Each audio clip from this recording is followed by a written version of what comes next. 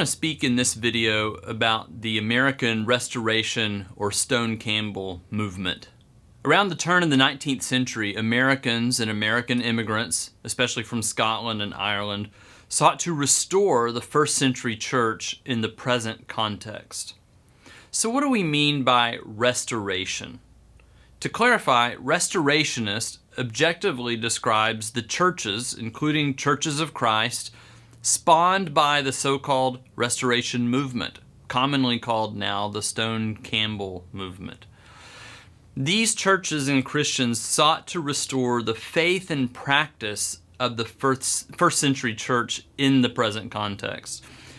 The restorationist assumption or approach, let's call it restorationism, is built on three premises that are also chronological stages.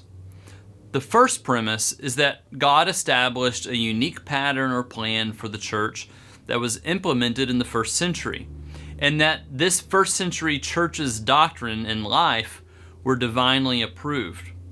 This is attested in the New Testament. For example, John 16:13, where the Holy Spirit was to guide the apostles into all truth. God gave direct knowledge to those who planted churches in the first century of the correct doctrine and practice. And once given, God did not intend for his basic plan to change. The second phase is that there was a fall from this pristine state.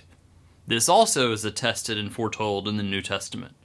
In Galatians 1:8 and 9, for example, Paul warns the church not to receive any other gospel than the one he preached to them. The New Testament writers predicted that some would leave the way. Paul warned the Ephesian elders in Acts 20, verses 28 and following, that some would arise from their own number of elders and distort the truth and lead other followers in this distorted way. In 1 Timothy 4:1, Paul says that in latter times, some will fall away from the faith. So there's the fall. And then third, the third phase is that the old pristine way can and must be restored.